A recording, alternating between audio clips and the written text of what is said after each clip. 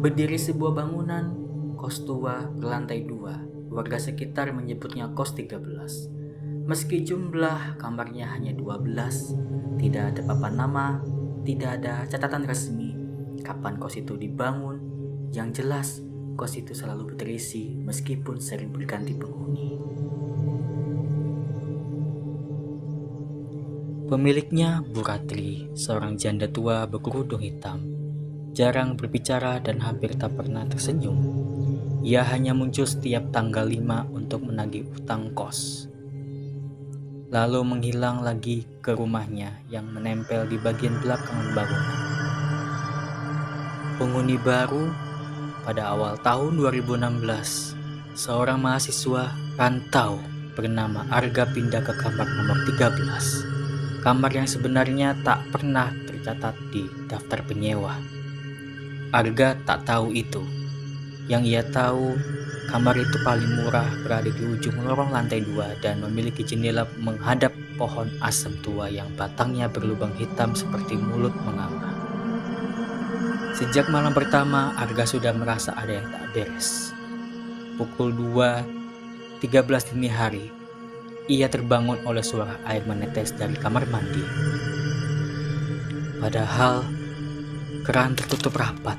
Suara tetesan itu bukan dari air, melainkan seperti cairan kental yang jatuh ke lantai. Saat lampu dinyalakan, lantai kamar mandi kering.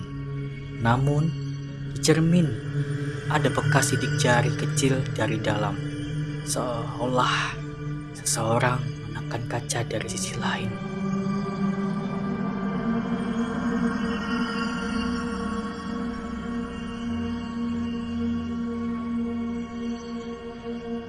Hari demi hari, kejadian aneh semakin sering terjadi.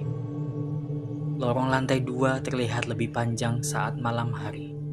Lampu kos sering mati tepat saat jam 2.13. Pintu kamar Arga terbuka sendiri, padahal terkunci dari dalam. Beberapa penghuni lain mulai menjauh dari Arga. Mereka tidak berani melewati kamar 13. Seorang penghuni lama, Dimas, akhirnya berbisik. "Mas, kamar itu harusnya kosong loh dari dulu."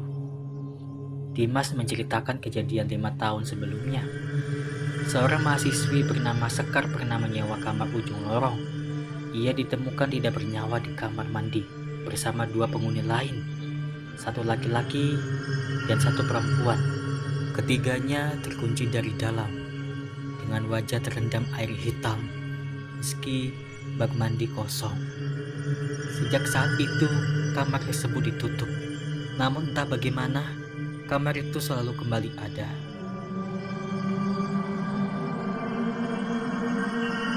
Pada malam Jumat Kliwon, Arga terbangun oleh suara ketukan dari dalam lemari. Pelan, ritmis. Saat lemari dibuka, Arga melihat rambut panjang basah menggantung dari langit-langit lemari. Bau amis menyengat seperti air got bercampur darah. Lalu terdengar bisikan seperti tepatnya di telinga Arga. "Kamu tinggal sendiri di sini ya?" Lorong mendadak dipenuhi suara langkah kaki basah mendekati dari ujung tangga. Arga lari keluar kamar, namun lorong tak berujung. Lampu berkedip dan dinding berubah seperti bernafas. Di ujung lorong berdiri 3 sosok, seorang perempuan berambut panjang, seorang laki-laki dengan mata kosong, dan satu sosok yang wajahnya mirip Arga sendiri.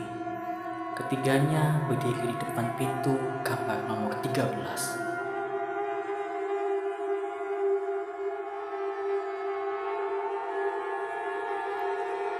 Arga ditemukan pagi harinya oleh penghuni lain dalam kondisi tak sadarkan diri.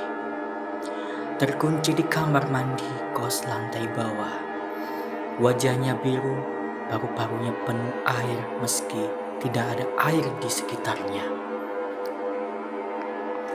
Dokter menyebutnya hampir mati karena asfiksia, seperti orang tenggelam. Ada yang menahan kepala saya di bak yang kosong. Ia keluar dari kos itu sore harinya juga, tak membawa apapun kecuali pakaian yang di badan. Seminggu kemudian, penghuni kos menyadari sesuatu. Jumlah kamar kembali 12. Lorong lantai 2 berakhir normal, namun Bu Ratri terlihat tersenyum untuk pertama kalinya sambil bergumam pelan. Satu lagi, hampir cukup. Hingga kini kos itu masih berdiri. Dan jika kamu melewati gang sempit itu di malam hari, jangan pernah menghitung jumlah pintu di lantai 2. Karena jika kamu menemukan pintu ke-13, mungkin kamu sudah terlambat.